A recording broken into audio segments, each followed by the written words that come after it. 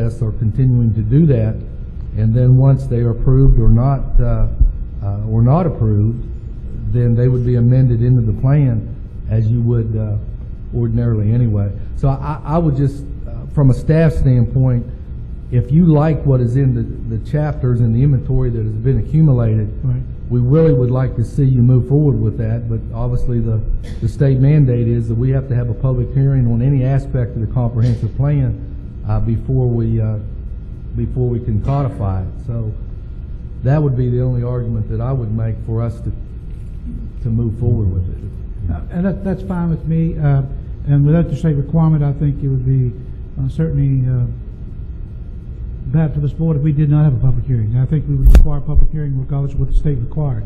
So that is not the issue. My only issue was, and what you're saying is going to change monthly. What's the use of doing anything with it? I mean, it'll keep you busy just changing this document on a monthly basis if it's going to change monthly. But again, I'm not opposed. I was only throwing out questions as to, I definitely don't want to see the two get intertwined. Mm-hmm. And there'll be a lot of misinformation being put out into the streets about what the board is trying to do here. There's a lot of misinformation out there now, and I do not want more misinformation out in the streets as to what is being done, even on what you've just finished presenting to us, as well as what the committee is working on in the sub-area plan of Port Royal. I'd just like to keep the two. Mr. Chairman, I think if we, I believe I understand what you're saying about the two being separate, and I would think that if we move forward with what we have in front of us, we would definitely keep the two separate. Because we're going to move ahead and we're going to adopt a new comprehensive plan, and then a new sub-area plan will come. Folks will know that there's definitely a difference in the two. Well, you know, we hope they're going to know there's a difference. I'm not opposed to it. All I'm saying is, I didn't know whether it would be better to wait until we completed with the sub-area plan before we finish this document, and get that behind us, and then look at this document, or whether we better look at this document and get it through, and then go to the sub-area. I have no preference as to which way. I just want what is best for the county, and that's going to best work with the people of the county, the citizens. Okay, so we any other thoughts? Okay. Okay. The motion included the only meeting in December, and whatever date you choose that to be. That's fine. That's a good compromise. Mr. Chairman, if that's the case, I'd make a motion that we authorize staff to advertise for the updated comprehensive plan language, I guess is really what we're saying, at our December meeting. Okay. Second. Whatever that date's determined to be. Motion by Mr. Thomas, seconded by Mr. Seeley. You heard the motion? All in favor, vote by saying aye. Aye. Aye. All opposed, nay, and the motion is carried.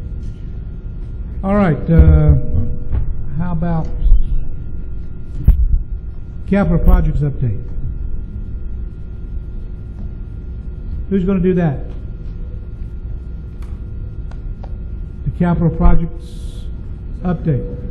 Huh? Yes, on the information.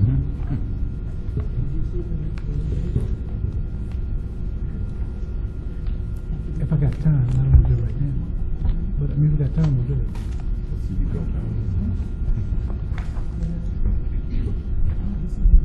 Go ahead. Mr. Chairman, don't really have a report on this other than to try to answer any questions board members may have. Board have any questions on the information you've been provided under item 9? Yes, sir. Mr. Seeley. Mr. Chairman, for the last 3 months, one of the projects that I've tracked was the Sheriff's Office renovation. Yes, sir. At our last meeting, we were told that we made a payment of $43,600 and the project was complete. Okay. And now I understand we're at $58,597, and we're still not complete. And I guess I'm just at a loss for where we are and how it's going to get communicated to us, the change. Because we proved $43,600. Mm-hmm. 43,600. Okay. Because now we're almost to what the original estimate was for the building, which was almost $70,000. Mr. Seeley, my understanding is that there were some additional work approved for computer drops and security measures related to doors that I frankly was not aware of when I answered your question at the last time it came up a couple of meetings ago, I believe. When we looked at the RFP for this, we approved, I don't know, 4 or 6 doors, windows, all kinds of things. You know, we were pretty thorough about what we were going to allow based on the phased-in process that was actually bid at and what we were going to allow. So now we're almost back to the same price, and I'm not sure we're even back to the same level of amount of work that was going to be done in the building. And I guess I'm at a loss how we've gone from 43.6 to 58.5. I mean, where do we draw the line and say we're beyond the budget and everybody needs to be aware of it? Because it's been a long-standing issue, and I'm not blaming you. I'm looking for, how do we know what's being spent? And I understand that we're not done. The short answer on all I can offer is an explanation for what accounts for the overage, and that is, again, my understanding that there was work added beyond the scope of the original and that's my project. And stop there. It's work added beyond the scope. And I don't know how we add work beyond the scope without coming back to us and saying, look, you know what? We're adding to this. I mean, what if it would have been another 100,000? Would we have added it beyond that scope? I guess that's the question. How do you add work beyond the scope of what we approved? Let me ask the question, and Major Moser, you come up and help us here. Let me tell you where I understand, and you tell me Yes, sir. whether we're right or not. But it appears that there were some things that was pulled out of the old county administrator's office because it was not secure enough for your means when it comes to wiring and things of that nature for the computers. Is that? Yeah, the old wiring for your connection with the county network was pulled out of the facility. It was not up to the standards per the recommendations, and that was pulled out when we initially had done the budget for the building. We had taken away the hardwood doors from the inside of the building, thinking that that would recover some of the cost, but it went over the cost that we felt like we were recovering. So at that point, after the wires had been removed from the building, we were stuck with a overage on the project. Did you come back and talk to anybody on staff about that fact that you were going to be over, that you had to put the wires back in for the computer connections and internet connections? Yes, sir, we did. All right. So, and staff, did you come back to this board and advise this board that that was being done? Mr. Chairman, let me explain the process. And as you know, change orders are approved by this board predominantly 100%. The recommendation came to me at the 29th of September, which was the 5th Tuesday in September. You did not meet again for 2 more weeks. The contractor was trying to complete the work. He was in the middle of the renovation. When I saw the word security being listed as the need, the urgent need to get this done, as your chief executive officer, I approved the expenditure based on the fact that it appeared that if it was delayed, then it would complicate the project, and thus it was approved. I have also approved an emergency expenditure of, Ms. Hatcher can help me, $9,000 for the roof.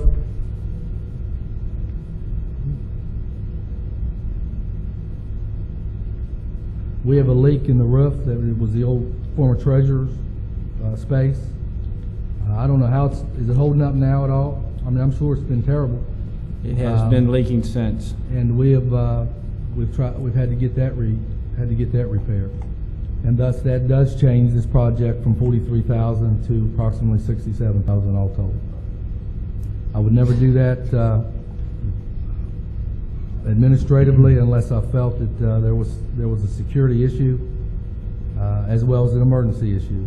Otherwise, certainly every expenditure has to go through this board. May I ask you a question, Mr. Chairman? Scott, two things. Yes, sir. First, I called you Captain Mosier earlier, so That's I okay. apologize for that. It's been Captain Mosier for so long, it's stuck in this old brain. That's quite all right. Major Mosier, who told you that your wires were inadequate? We talked to the IT department with the county, which is JP. And JP said the wiring you had was actually The inadequate? networking that we network our entire sheriff's office, including the Commonwealth attorneys hooked up with it, and the county email and everything, would not sustain our needs. And the wiring that was existing, according to what we were told, was not adequate. Okay. So what we did was we removed it, found out that it was not going to be a financial. We didn't feel it was going to be a financial issue based on the stuff we had pulled back from the project, and then come to find out after we got the quote it was. Okay. Yes. So And the security issue was the outside doors, which are. Those were approved in the original Right. contract, so those are irrelevant at this point. Yes, sir. Any questions, Mr. Thomas, something else? Well, I mean, it's, JP is our in-house expert. If he said the wires were inadequate, I'm not sure what he would mean by that. The networking and security for your own computers is basically on your own computers, because Yes, we're sir. all on the same pipe. Yes, sir. So that's why I find it curious that your wires were inadequate, but if he said that, That was my understanding. Yes, I'll sir. take it up with him. Okay. So I mean, I'm not faulting you, I just wanted to understand that, because that was a very curious comment. Understand. So, okay, thank you, sir. Thank you. Thank you, Mr. Major Chairman. Mosier. Mr. Chairman. And as far as the repairs to the building at this point, with the roof being repaired, what else needs to be done to this building before we can say it's completed? No more funds will be expended. Other than the leaking in the roof, other than the damage from the leaking of the roof and the tiles inside, it's done. It's in full use. It's an Is the roof still leaking? yes. The Have repairs you- have not been made. The repairs have not been made. We're trying to get somebody over there as quickly as possible. The repairs It's, have not been made. they attempted to This week. repair it and it did not work. You'll at least know where the leak is at if we check it now. It was leaking before we got the building, but I understand. No, you broke it. excuse me. You broke it. I think Okay. Father Time did that. Mr. Seeley, I'm not sure what your point is. The Mr. fact Chairman, that- I guess my point is that we have been asked, I have asked many times where we were in the cost of this project. Right. We didn't see any change orders. There wasn't any hint there were going to be any change orders. We still haven't seen I'd like to see the change order that was submitted that says that the wire, we had to replace all that. Because where does this stop? I mean, $9,000 for the roof, it's raining. Now we're hearing ceiling tiles. Is carpet next? Is there furniture damaged? I mean, where do we stop? Because the roof, as far as I was concerned, when we talked about this project initially, was fine. Because that should have been an initial repair. If it's always leaked, then why did we do the rest of the work and not fix the roof if it's always leaked? Well, I when think the it's something you repair. take up with, I'm sorry. I'm sorry, Mr. I think Chairman. it's something you take up with staff and not with Mr. Mosier. But we took it up at our board meeting, we talked about those RFPs, and we were told that the building had been gone over, and that these were the repairs that the sheriff's office wanted and needed to have. And we're now almost at $70,000 on a 43.6 bid, and I guess that's my crux of my problem. Thank you, Mr. Chairman. We need to take that up with staff as to why these things were not caught. And Mr. Mosier, I guess I'm looking to you for answers. Now, I realize you have a superintendent over that department, and maybe he didn't share that with you. I don't know. I can fill you in what I know. It is my understanding that when this was started, there were repairs done to the roof, which at the time it was thought that they had caught the problem. And as it turned out, the leak moved somewhere else.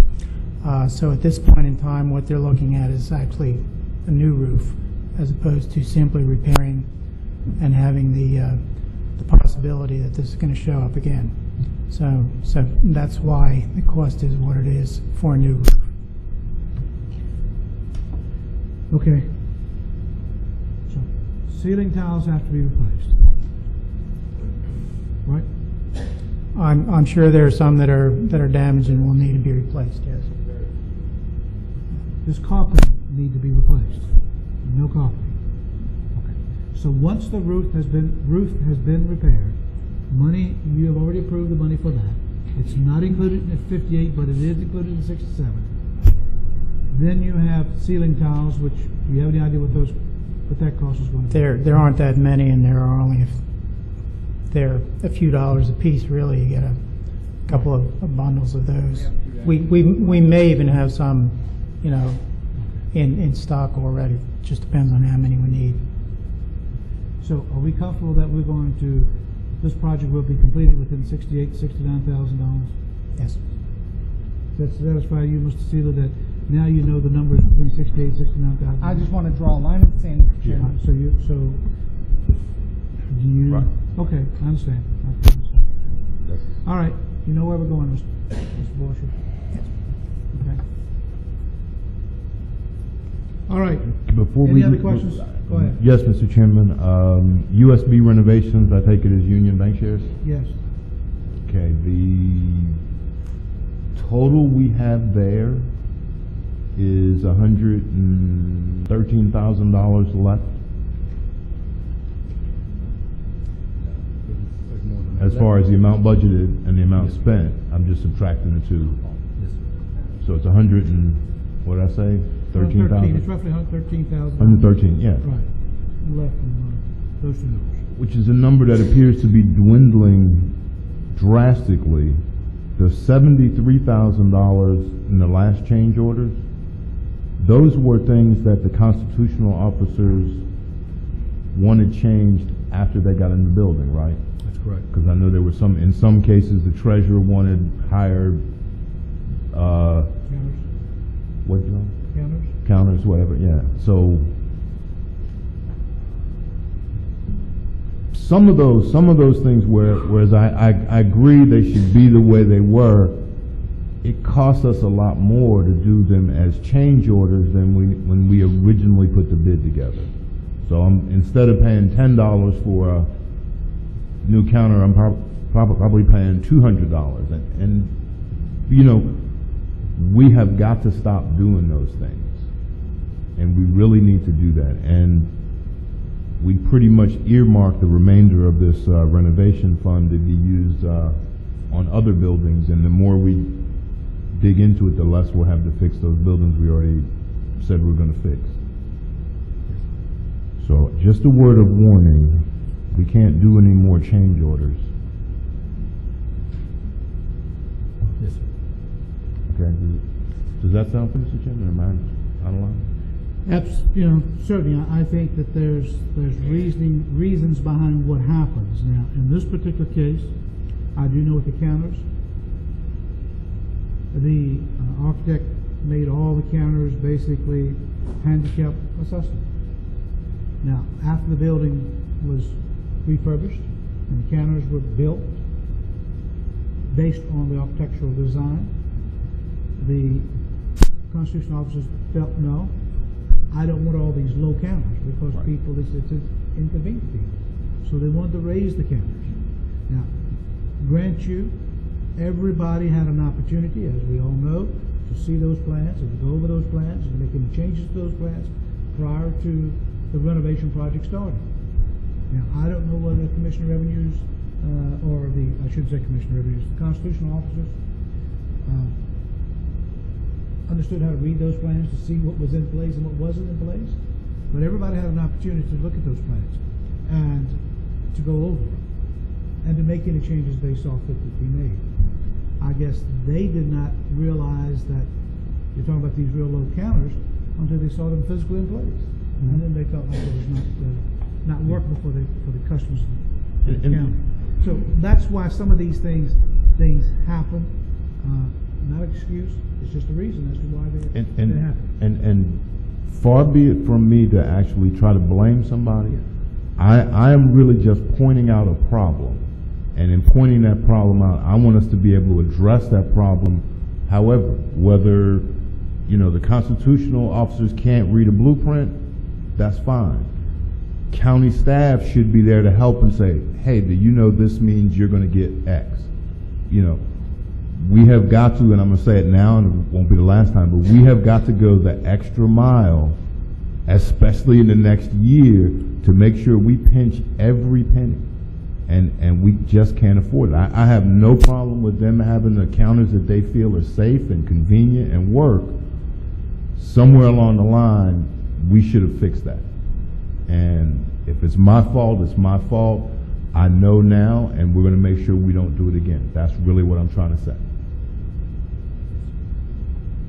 I understand. I think the staff understands what we're talking about and what we expect. All right?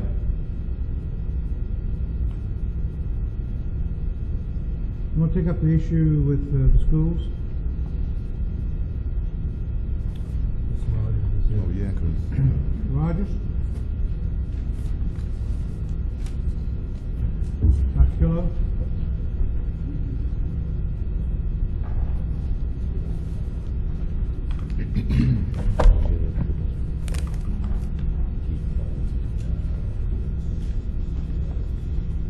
Mr. Chairman, I guess as Mr. Rogers is passing out some information to you, the two grants, or the two loan applications, I guess as they are in front of you. One was in the application of $950,000, I'm sorry, $9.5 million, and the other was for $500,000. Because my numbers mixed up. So they're two separate applications. Okay.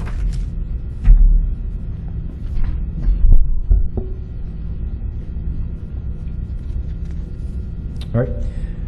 Good evening, Mr. Chairman, members of the board. What I want to do first is to go through the qualified school construction bond structure and then talk about how it would affect the county. On page 2, a couple bullets just talking about what they are. I know some of this was covered last time, just for a refresher course. This was authorized under the American Recovery and Reinvestment Tax Act of 2009 by the Congress back in the early part of the year. It's a new type of tax credit bond. The bondholder receives a federal income tax credit instead of interest on the bonds. So therefore, it's zero or near zero interest. The proceeds are to be used for construction, rehabilitation, or repair of a public school facility, or for the acquisition of land on which such facility is to be constructed with part of the qualified school proceeds. Bonds must be issued in either this calendar year or calendar year 2010. There's a national limit of $11 billion in each year, and the Commonwealth of Virginia was allocated roughly $190 million for each year. The governor's office is dictating how those funds are allocated, and the Virginia Public School Authority has been designated as the issuer for the Commonwealth's allocations. The final maturity is set by the federal government. It changes each month, and it has ranged anywhere from 14 to 17 years. And to answer Mr. Thomas's question from last time, they are non-callable bonds. since you singled me out, that was one of them. Right. Now, we can also refinance this? Can't, they're non-callable, non-refinanceable. So that's, okay. They, once they're issued, they can't be repaid until final maturity. Oh, okay, I thought non-callable. That's why you're the financial guy. I thought Well, non-callable meant I guess you could couldn't set, be I mean, technically you could set up an escrow to pay them off once it came to final maturity, but that might be pretty expensive.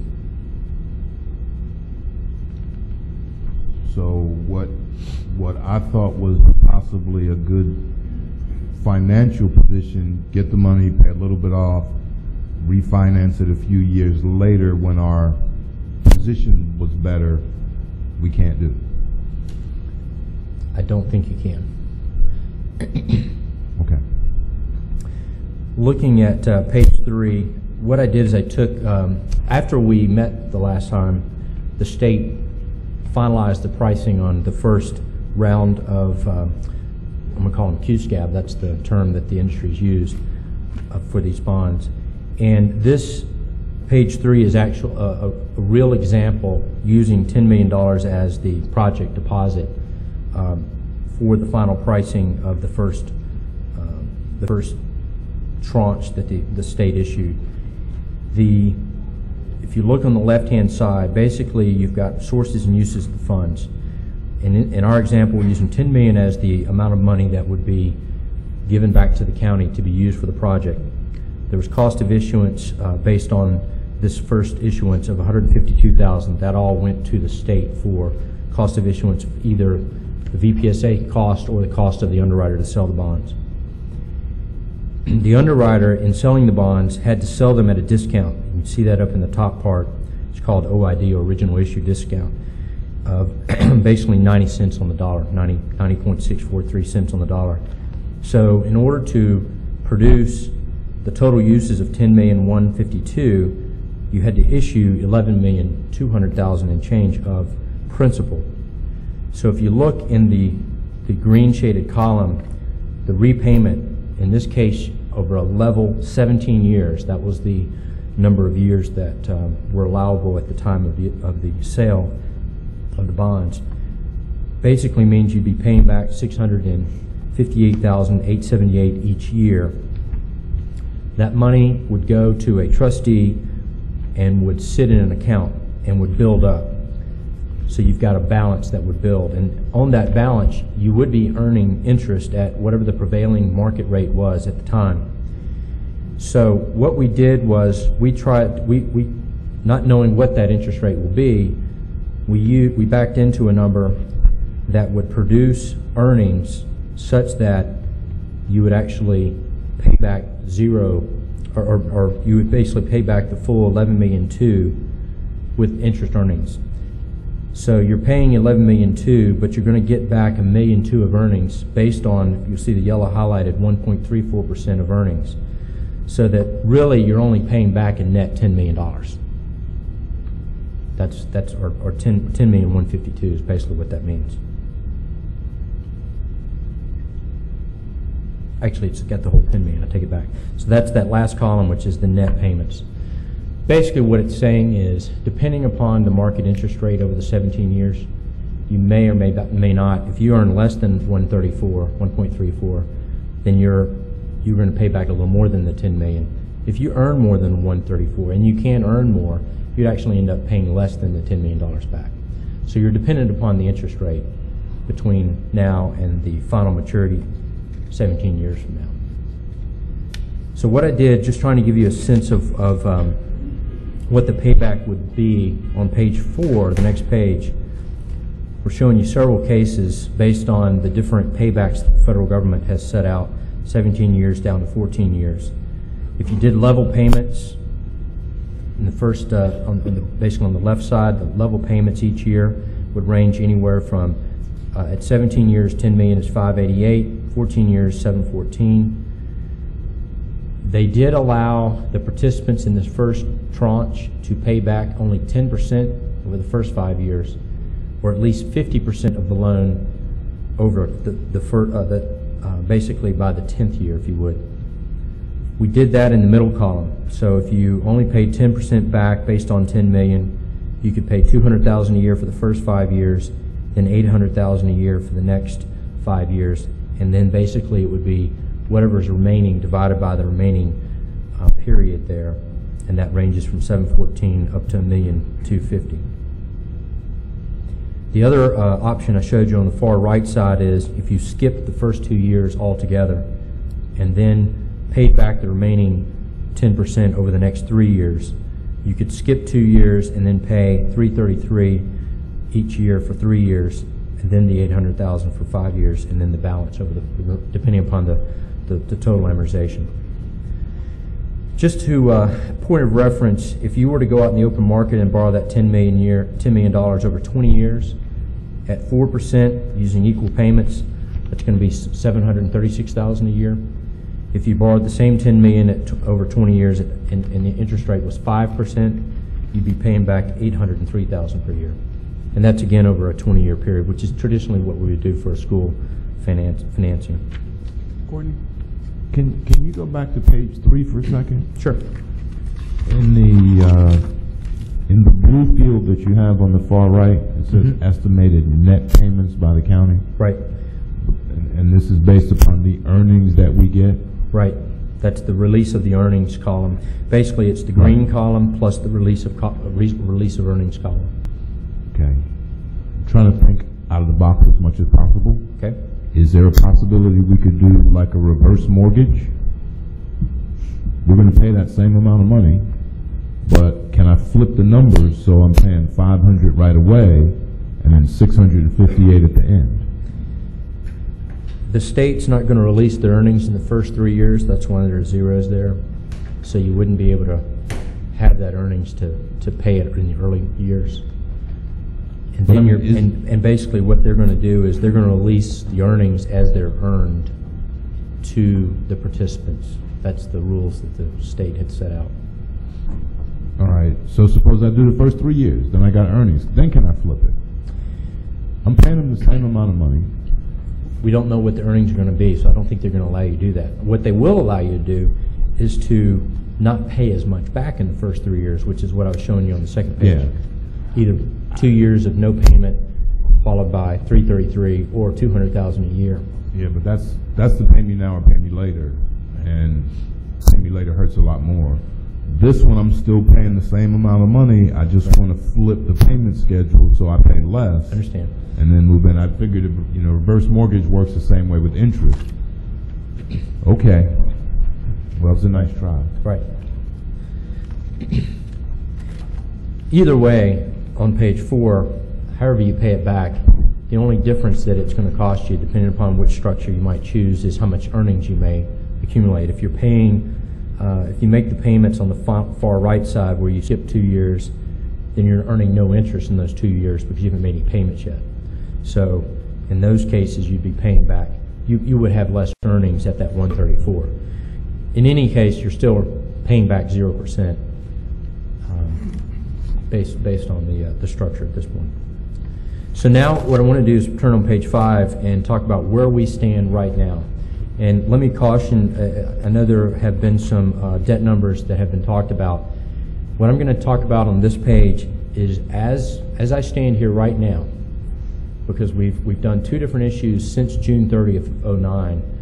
One was a restructuring of some of the school debt as well as some of the remaining debt that we couldn't do through the VRA issue this summer. And then last week, we successfully were part of the VRA fall pool, which actually refinanced for savings some of our utility bonds. So that's a positive. So what I'm showing you on the next few pages are where we stand right now, what our debt structure looks like. We have general government debt of $27 million outstanding, schools of $35 million for a total of $62 million. We've paid principal since June 30th of $1.2 million. So as of today, the total outstanding debt $61,192,000. I'm not including for the moment. This is long-term debt, so I don't have as a part of that number the $6 million of revenue anticipation note that's outstanding. So that's the footnote there. At the bottom of the page there, in the second box, is the utility fund of $20.7 million and the Dawn fund of roughly $3.3 million. So the utility enterprise funds are roughly $24 million. So the graph on the left shows our debt structure. You can see that where we've carved out our restructuring for the next few years that'll hopefully give us a chance to get back on our feet during the economy downturn. And then page 6 has the repayment shown the general government debt, the school debt, and then the total together. So based on that structure, on page 7, I want to talk about debt capacity, and this is, again, the way we look at ourselves with the credit markets. And the two items that we're going to look at is our total debt compared to our assessed value, and using a policy of not to exceed 4%